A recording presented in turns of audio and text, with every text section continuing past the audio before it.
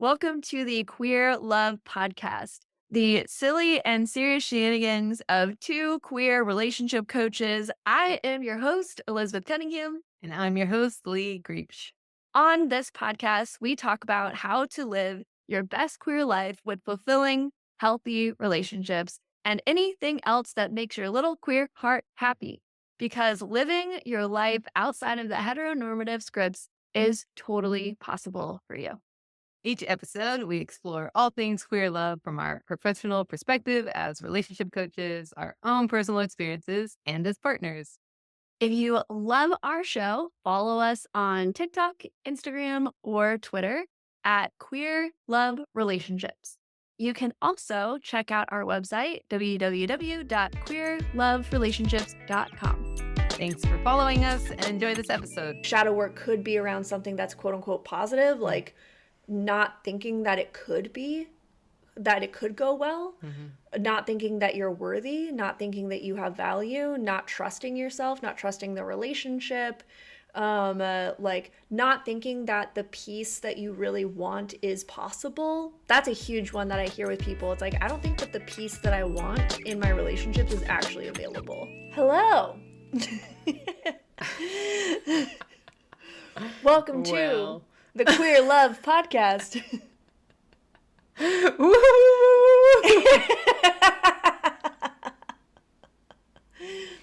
And today's my birthday. Woo! Happy birthday to future Elizabeth. Happy birthday to me. Right now, in the future. In the future, when this we're episode obviously posted. not recording this today. Happy birthday, future Elizabeth. Yay! Happy birthday to me. I hope that we're doing something great. We are going to be doing something great. Whatever it is. Cleaning the house. Cleaning the house. That is what she has asked for. Okay. Let's.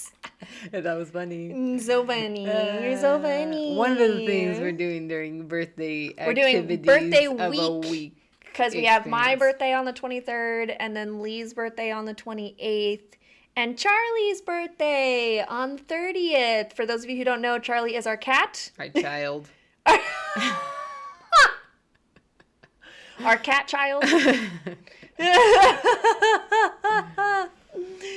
Oh my gosh. Love you, so Charlie. we are going to have a birthday staycation. And Which I'm really at one excited point in about. time, we will be cleaning the house. We And will organizing. we will be cleaning and organizing. Absolutely. We will be getting rid of shit. I will be, actually, that kind of leads right into our topic today. I will be resisting getting rid of shit. Even though I want to, even though I'm like, I really want to get rid of some stuff. But then I go to get rid of things, and I'm like, That's where I come in. Yeah, exactly. That's where you come in. C'est la vie. But I'm like, what if as soon as we get rid of it, we're like, oh my God, you know what we could have used? That thing that we just got rid of. How often does that happen? When you get rid of stuff, it happens. I get rid of stuff all the time. That has never happened to me. Well, that has happened to me. Oh, there you go. There we go. Well, there you go. That's where the shadow work comes in. What's my energy around getting rid of stuff that as soon as I get rid of it, I need it. Quote unquote need it. I mean, need is a strong word. Need is a strong word. In this context specifically. Okay, what are we talking about today? Because we're not talking about cleaning our house. Now I have forgotten. This is why I wrote it down. Well, yeah, but it disappeared. Change is inevitable. It did disappear, actually. So It didn't change Okay. is inevitable, and resistance to said change creates opportunities for navigating shadow work and having transformative conversations. Nailed it. Yes. Nailed it. Crushed it. Didn't even need the teleprompter.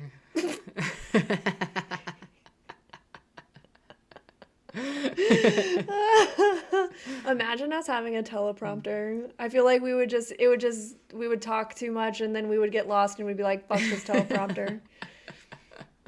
Yeah, that would be weird. Anywho, that is what we are talking about. Yes, because change is inevitable and we all resist change. Yep. Yeah. Different degrees, different situations, such as when getting rid of things, she has a lot more resistance than I do. I do have a lot of resistance to getting rid of things. Not in like a hoarder way. No. I mean, I think it's a lot of people have resistance around that. So, yeah. Which for a variety of reasons, but that's not what we're talking about today. Yeah. As we say for like the fourth time as we come back to it, are we sure we're not talking about that today? I mean, we could, but it's your birthday. You get to choose. Yeah. I want to talk about shadow work and transformative conversations. Okay, well, define all of that for the people. Okay, great. So shadow work is, shadow work is when you look at the darker aspects of yourself. So that could be things that you don't want to look at. That could be things that are scary hidden in to the look dark. at. That's why it's the darker aspects. That could be things, yeah, hidden in the dark, exactly. Like, so that can be things like pain, sadness, regret, anger, what are some, shame, guilt. I mean, you can also embarrassment. you can also have the quote unquote positive things, like joy and stuff, because it's like if you had something tragic, let's say in like childhood, and it was like, but there was joy attached to it. It's like you kind of keep that hidden and like not let yourself feel like that kind of level of joy anymore, kind of thing too, right? Yeah. So, but it's in the darkness, right? Right. And so like where you cap yourself. right, and so Yeah. it's like which of course like we always think about the darkness as like the pain and the but it's like it could be like that happiness that you just don't let yourself touch anymore, because it's like, no, if I let myself feel that level again, something tragic will happen. Right. And so there are those other elements of it too. Yeah, definitely. Yeah, shadow work is stuff that you don't want to look at. And a lot of shadow work, since it is in the shadows, is you don't know it's there. And so oftentimes you don't want to look because of the uncertainty of whatever is there. Like, I don't want to look at it because I don't know what's there and it could be really painful. And I don't know if I want to deal with that. Even if the outcome could be positive, right? The fear of the uncertainty is larger for you than the hypothetical positive outcome. Yeah. that could happen. The devil you know versus the devil you don't. Yeah, absolutely. So, when we are faced with change, which again, we're always faced with change, because one of the most certain things about life is that life is uncertain. And so when we are faced with change, that can be part of the resistance, but it's also a part of the opportunity of change as well. And some of the things that we thought of for queer relationships specifically is when someone is questioning their gender or transitioning their gender, or if someone is questioning their sexuality or taking on a new sexual identity. That can be really scary for both people, for the person who is in that inquiry or experiencing that transition, but it can also be really confronting for their partner or partners as well. So what does it mean, for example, if you are in a lesbian relationship? What does it mean if one of the people is now transitioning to, has come out as trans and is transitioning from being a female presenting person to their more authentic identity as a trans man, right? Like, what does that mean for the relationship? What does that mean for the other partner? And that can be really scary, and that's, can be really hard for both people to navigate through and there's change there, there's resistance there, there's shadow work there, and there is transformative conversations there. Everything. Everything. Call now and you'll get all.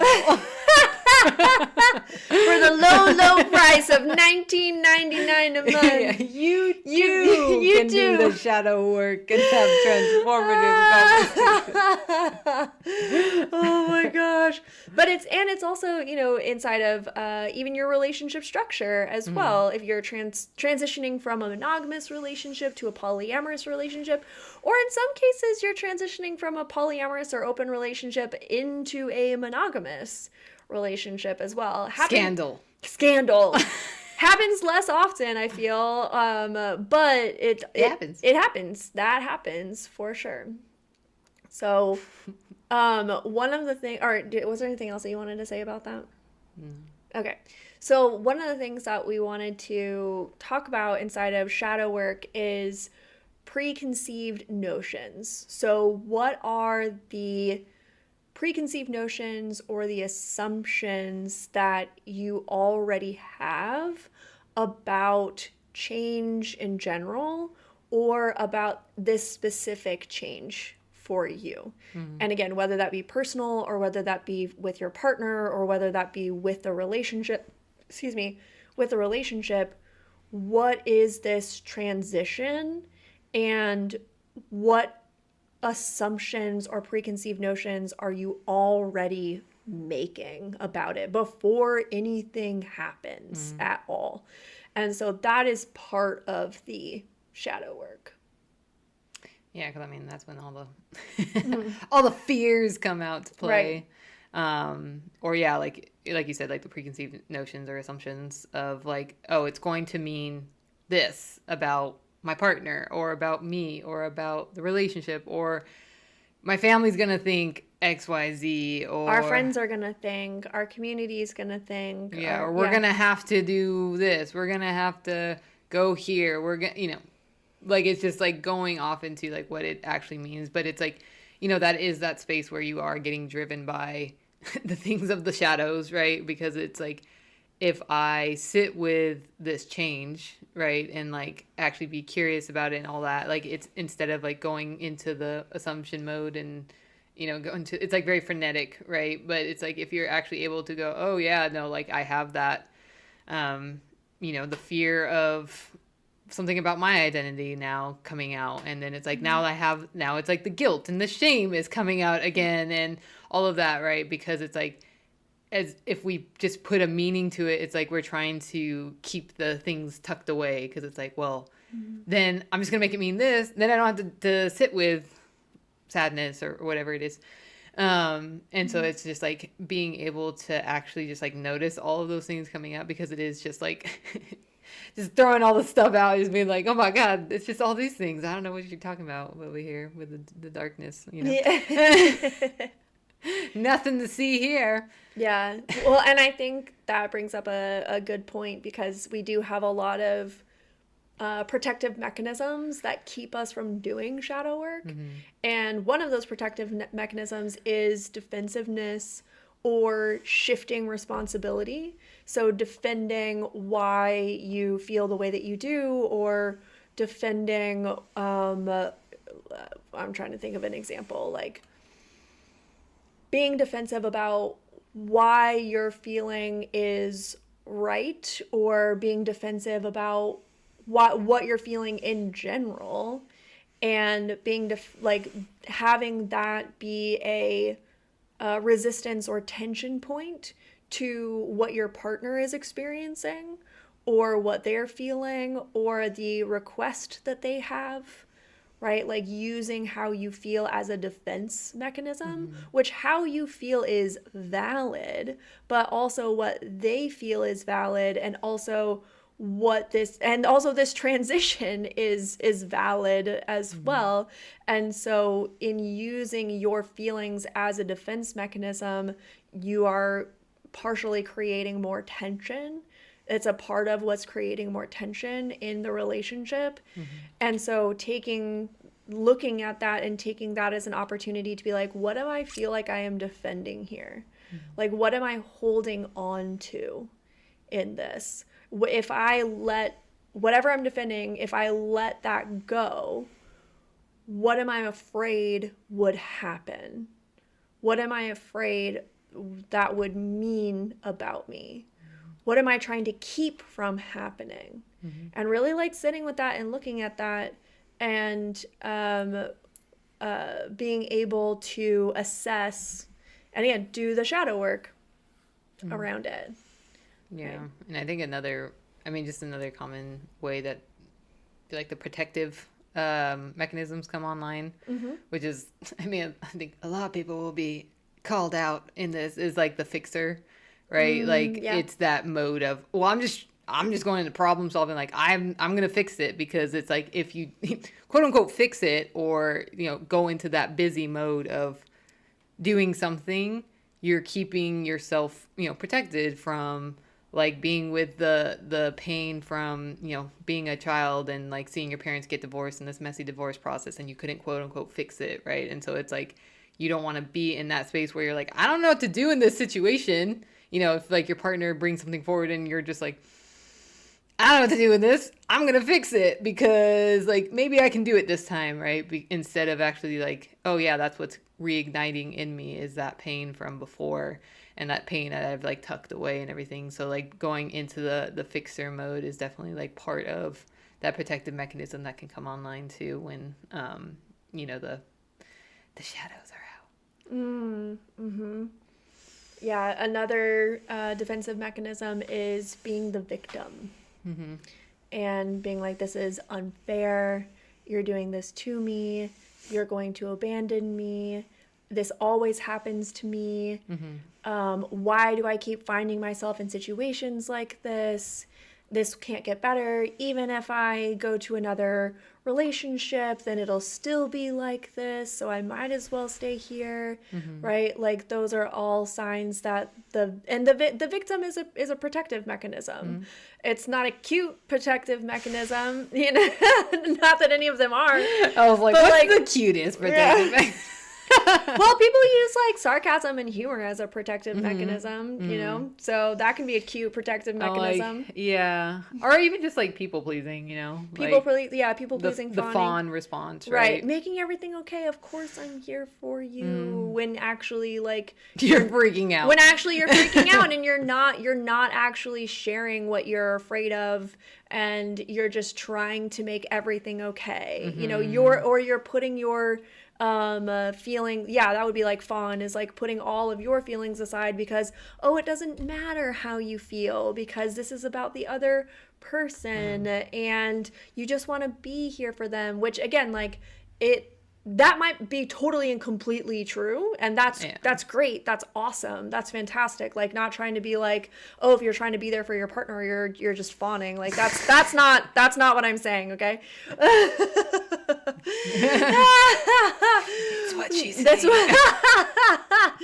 But what I am saying is that if you're putting on a face for your partner, it's different. Then it's different, right? Like you're putting up that front of like, I'm just going to be the strong one. I'm going to make everything okay. You're just like neglecting your own feelings. Right. Neglecting your own feelings, not talking about what's scary for you, not asking for what you need, not even asking any questions at all, just like unquestioningly going forward. That could also fall into the savior as well. The savior who is like, going to be strong, who is going to protect, who is going to make sure that no matter what happens, like everything is going to be okay. Like literally that, like no matter what, like almost like stoic, right? And that no matter what happens, I'm going to be okay. Yeah. Or even if I'm not okay, I'm not going to let anyone know because this is not about me. This is about this person, and I'm going to make sure that everything is okay for them, and like, so there's all sorts of ways that your defense mechanisms can show up that are very shadowy, very, very shadowy.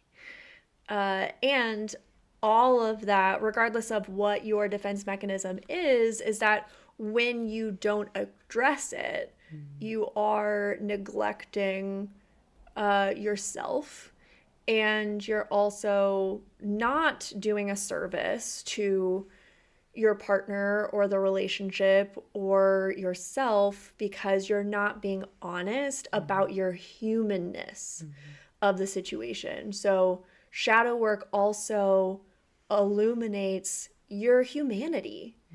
Like what's actually true for you, what you're afraid of, what doesn't feel good for you. Even like the like the things that you're ashamed of. Like I feel bad, I feel guilty, I feel ashamed that I feel this way, or that I'm having thoughts that are coming up like this, or something like that. Or I should be a better, if only I were a better partner, then I would just do this defense mechanism and I wouldn't have to pay attention to my own needs in the situation.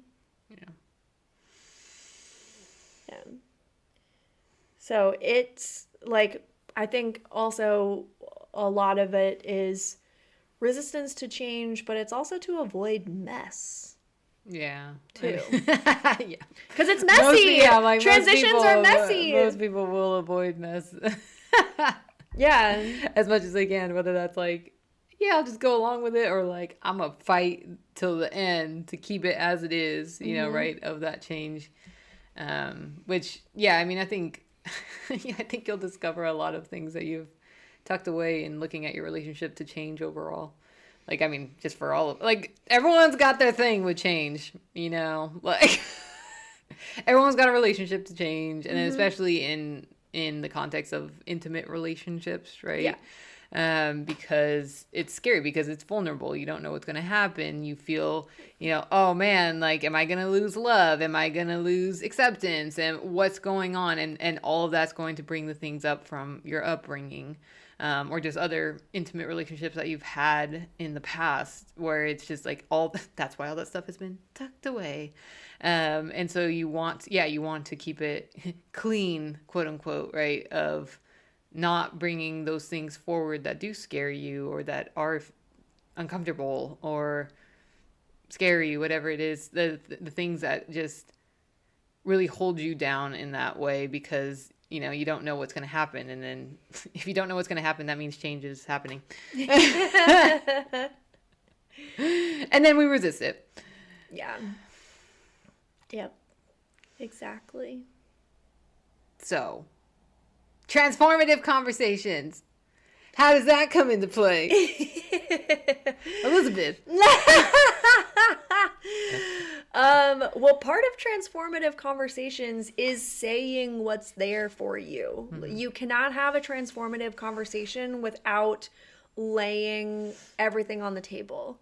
One of the ways in which I was trained in transformative coaching is you can't transform anything if you don't understand the reality of what's happening. Like you can't, if you don't have all of the pieces, then whatever your outcome is not going to be as potent as what it could have been if, like, at best case scenario, it's not as potent. Worst case scenario, it actually makes things worse. Yeah.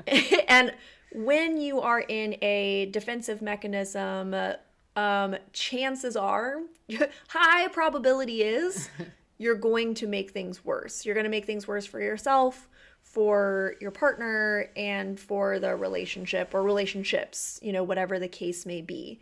And so even though it's really scary, and this is, again, why you got to do the shadow work of it, if you can't lay things out on the table, like, this is what's real for me. I am feeling scared about this. I'm feeling ashamed about this. I feel sad about this. I have pain around this. I'm like one of the things that Lee was talking about before, like around like shadow work could be around something that's quote unquote positive, like not thinking that it could go well, not thinking that you're worthy, not thinking that you have value, not trusting yourself, not trusting the relationship, Like not thinking that the peace that you really want is possible. That's a huge one that I hear with people. It's like, I don't think that the peace that I want in my relationships is actually available. Right. I hear that a lot. Yeah. And so, but it admitting that and being forthright about that is the beginning of having a transformative conversation. Mm-hmm. Like the lay out the pieces on the table. And then inside of that, so it's like, so now we have the reality of it. So another way to break that down is these are the things that are working for me about this. These are the things that are not working for me about this. And these are the things that are not working as well as I would like them to. So that's kind of a neater framework if you want to follow more of an outline to have that conversation. And then the next part of having a transformative conversation is, what is the ideal outcome? Because you want to set a trajectory that you and your partner or partners can work inside of. What is the thing that we're moving towards here? Mm-hmm. What are we really committed to? What's our intention? What's our goal? And so that might be something way more broad, like our goal is to respect one another and to have peaceful, harmonious relationships with one another. Great. So that is a very, very broad trajectory, but at least now we're saying words that we agree on. Words. Say words and see if you agree. Explain transformative conversations in a bad way. Say words and see if you agree. Oh my god. Words, I love them. I also love words. Even better when others agree with your words. So good.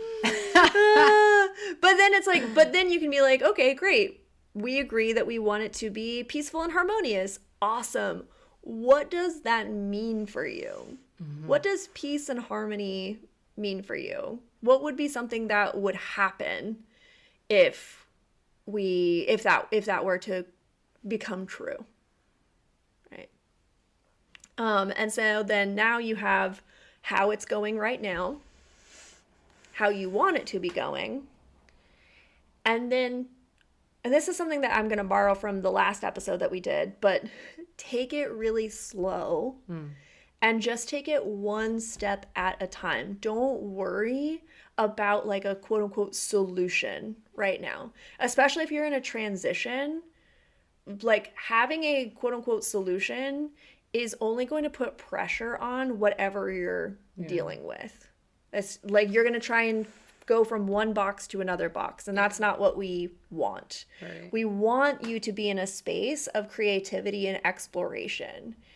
And part of being in a space of creativity and exploration is staying in the uncertainty, is not actually having an answer right now. Yeah, which is why it makes it uncomfortable. Which is, I mean, there is like, it's the thing. I mean, for me, like transformative conversations, like the thing that comes up for me is like the idea of like alchemy, right? And it's like the idea of like a surrender to the uncertainty, to like, and in that surrender, that is also meaning like, you know, you have the faith or the trust in the process, like you shared, like in that process, it's like, yeah, we have an idea of where we want to go, like the direction, the trajectory, but along the way, it's like, yeah, there's going to be all the things you don't know, which is what has it be transformative, you know?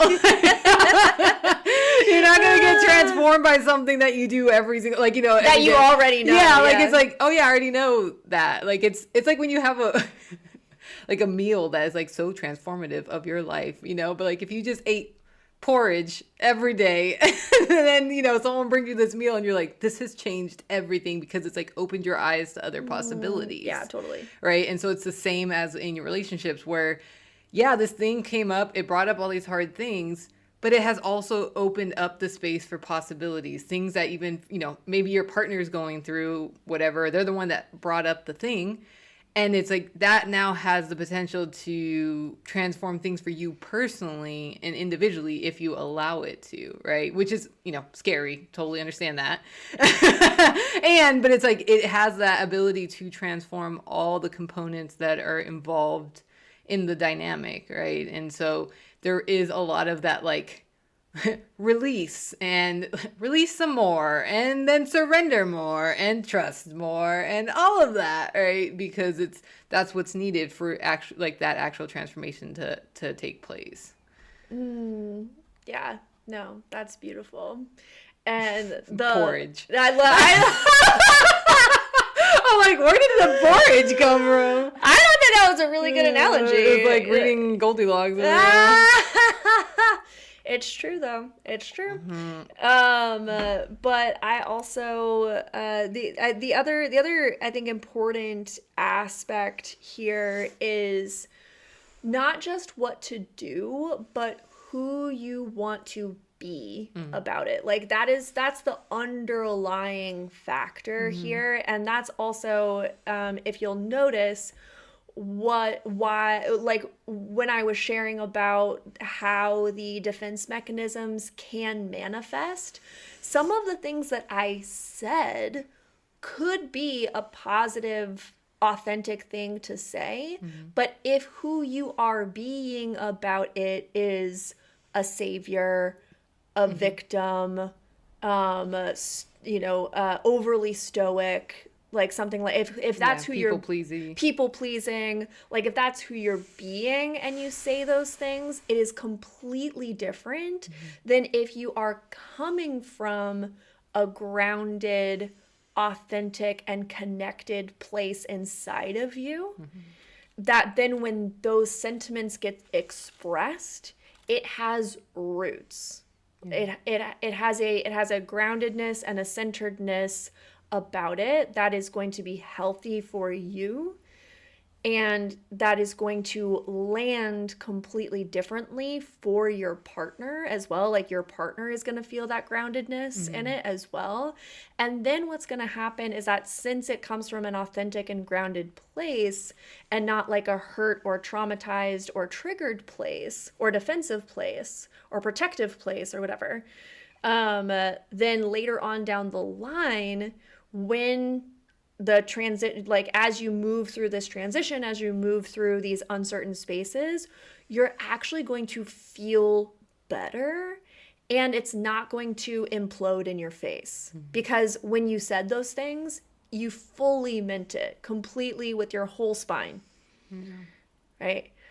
So who you're being about this, and the good thing is that inside of this process, you can also choose who you want to be about it. And that's also why it's important to do the shadow work, because if you're just like, oh, well, who I want to be is peaceful about this, as an example, but you don't do the shadow work to like unearth and move and recognize those parts of you that are fawning, that are fighting, that are saving, whatever, then that peacefulness is just going to feel contrived for you. It's going to be more hopeful instead of grounded.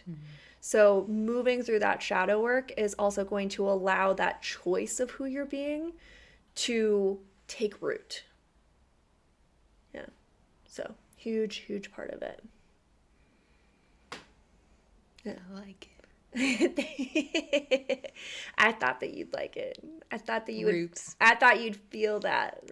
The roots. Yeah. Throw that word in and I'm good. I know. See, words that I agree with. There we go. Say words, see if people agree. We're having a transformative conversation right now.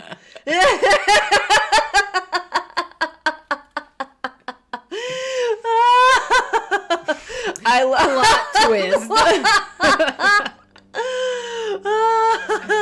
You're welcome for the demo. Oh my goodness. Excellent. Oh, so good. Anything else that you want to say about moving through challenging or what is it? Moving through change, resisting change. I was like, wait, what are we talking about? I don't know. We've been transformed. We have been transformed. Yeah, exactly. Well, we are now beams of light.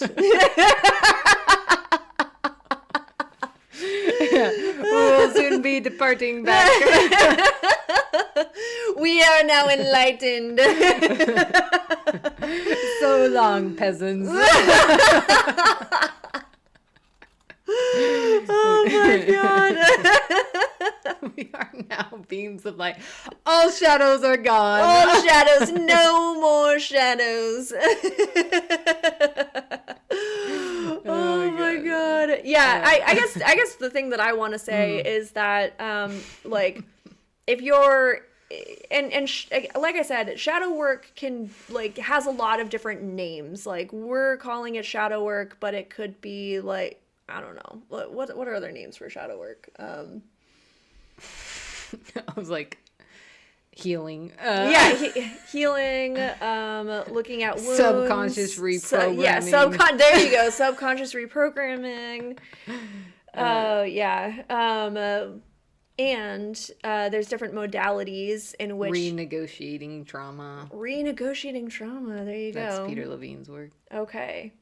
And so there are a lot of different modalities that you can use to do shadow work that might not call it shadow work, right? It's just unearthing the things that have been tucked away, and also understanding blind spots. Yeah, blind spots, and also understanding that, there's reasons for that being tucked away, It's, most of the time it being from, your earlier years, and as a young adult and everything, where it's just, that's what kept you safe. So it's not like, not to shame you for like, oh man, I have so many shadows. Like, it's like, no, like, it's like, you did that for a purpose so that you could keep going. Yeah. And now at this time where you have the ability to be with those things and, navigate through them in a way so that you can free yourself from that. Right. Yeah. And so it's just, that's what it is. It's just, okay, let's address what has not been addressed.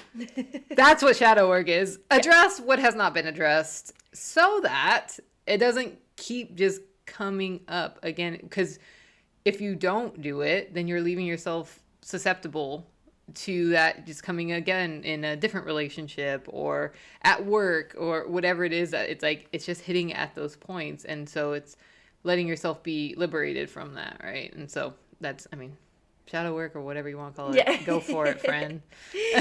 Yeah. And that was the point that I was going to make, is just that everyone has, that's why I was like, it's called so many different things, because every single person has shadow work, has blind spots, has things in their subconscious that they don't realize are there, that are actually running the show. And so, so don't feel ashamed or like lesser than or inferior for having shadows, because every single person, that's why it was funny that we except were saying, us because we are now beams of light. Well, there you go. I was gonna say that was a joke, but apparently we are now beams of light. You can joke about yourself. Lee's like, nah, I'm a beam of light now. I am taking up this opportunity. Okay. Me and Buddha, we're homies now. Bye. Oh my god, so good. Yes, no shame. And when you can release that shame, it's also easier to talk about it too. Like I said, when having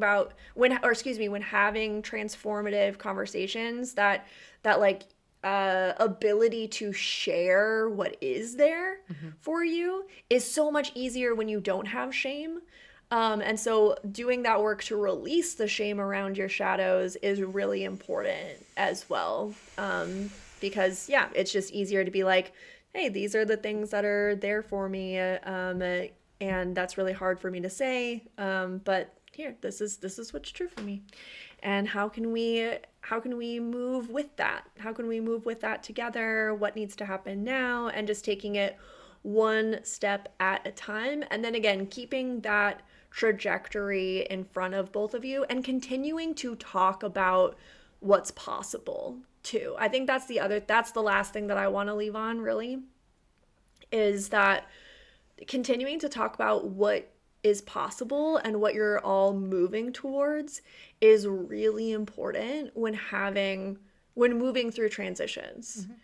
Because at a certain point, if you're moving through a transition and you're not talking about the outcome that you're all working towards, it can feel like, what's the point? Like, why are we doing all of this really hard stuff? Like, what are we doing this for? Is this even going to work? Right? So when all of you can remain on the same team and also move towards this, higher goal that you all want, it's a lot easier to stay to keep the course, right? Keep the course. Stay the course. There you go. Whatever. Oh, Captain, my Whatever. Captain. Oh, man. Anything else that you want to say about moving through transitions and shadow work and transformative conversations?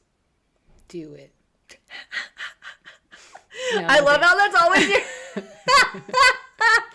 Do it. Join me in being a beam of light. Yes. Join us. Not creepy at all. Don't trust the beam of light that's telling you that. No.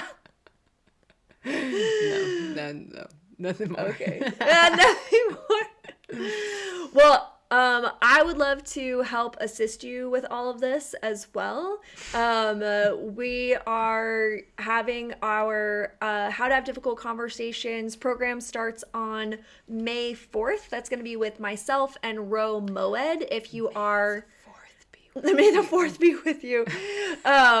If you're familiar with Ro Moed, they have the Instagram handle Unapologetically, and we created the program How to Have Difficult Conversations. This is stuff we are going to cover and help you with during this program. And so if you know that, like, as you were listening to the podcast today, if you are moving through something that's similar, if you're moving through a transition that's difficult and you're not sure how to have these conversations and you're not sure how to do this work, or you want guidance from people like myself to do this work and guide you through it and give you the coaching and knowledge and tools. Because sometimes it's like, I'm ready to do this work, but I just don't know where to start, or I'm not sure if I have the tools, or I know that I don't have all of the tools.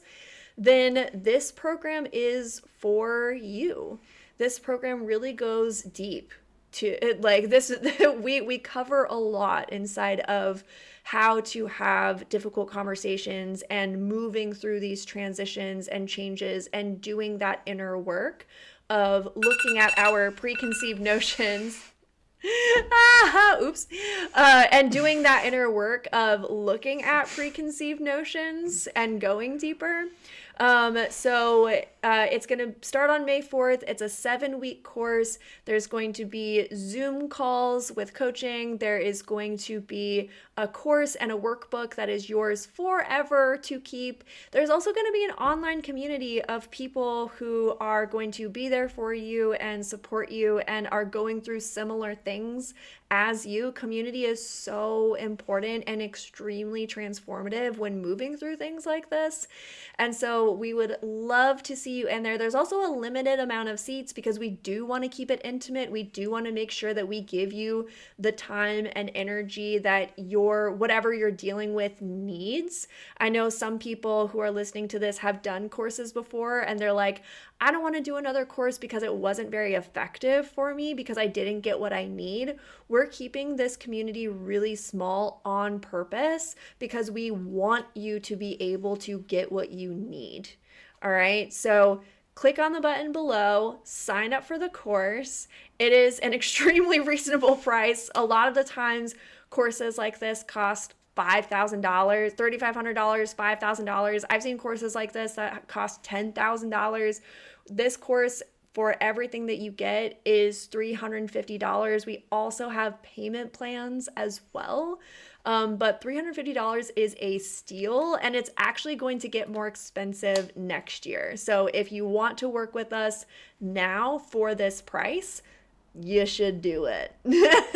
Do it. So click on the link below. I would absolutely love to work with you. And also, if you have any questions about that before you sign up, please reach out as well. And there's contact information in the link as well.